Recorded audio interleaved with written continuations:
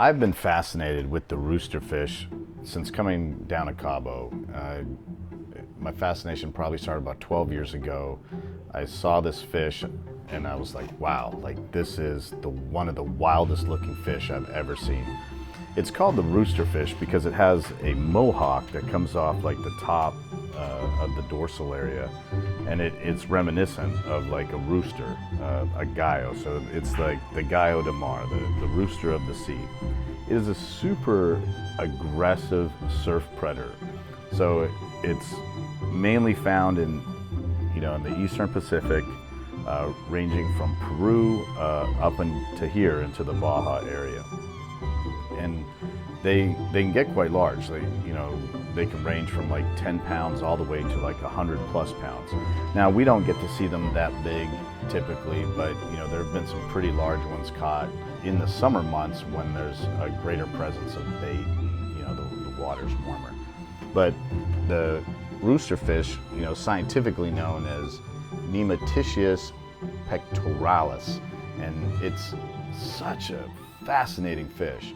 The coloration is just so vibrant and unique. It's almost like this weird tiger striping, camouflage, but it flashes these neons and these aquas, this lime, and super exciting to watch it hit bait.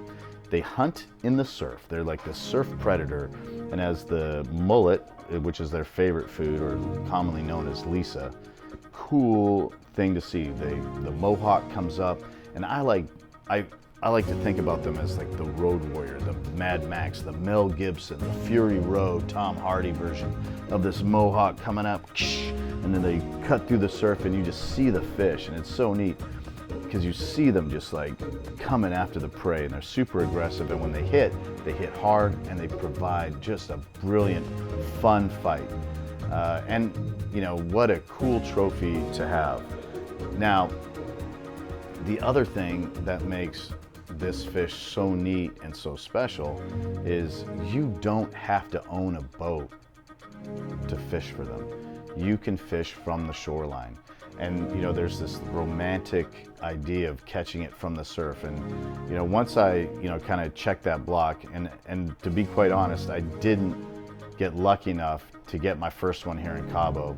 I chased them here in Cabo for quite a bit with, I was unsuccessful. I ended up getting my first one in Panama, and it was like super fun. And then since that, the seal's been broken, and we're getting quite proficient at getting them.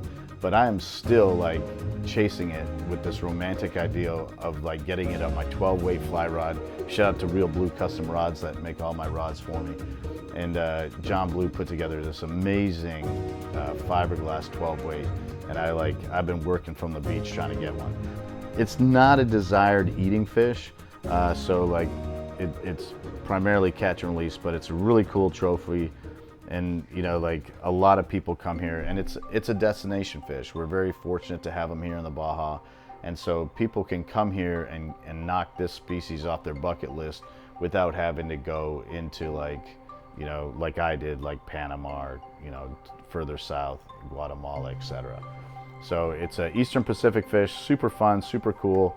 I love them to death, and I can't get enough. And anytime like they start coming in and we start seeing them, and I dedicate at least like a day a week to like going after them and trying to add to the memories, because it's a worthy opponent, and anyone that knows me knows that that for me is like key. I must have a worthy opponent, and I feel that roosters really are, and I love sharing them with our client base, and I love sharing them with my friends.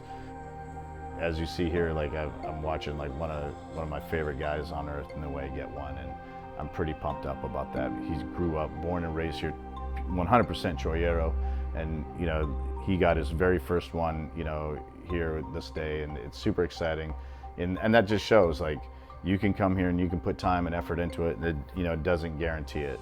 It's not, and that's the beauty. All these species and fish are here in the Baja California Sur and eligible to be caught, but you got to get out there and you got to do it. Like the great Wayne Gretzky says, you miss 100% of the shots you don't take. So another great reason to come down here and fish. And you can do it, you know, with us, you know, on the boats, but you can also do it from the surf and the shore, and it's super cool. I love, you know, when we're in the boats and I'm looking at the shore, when I'm on the shore myself, and I'm usually around a bunch of younger guys and kids, and it just fires me up to see that passion, you know, to be coming up in the next generation, and that classic romantic passion of angling and fishing, you know, being held up by the old timers as well.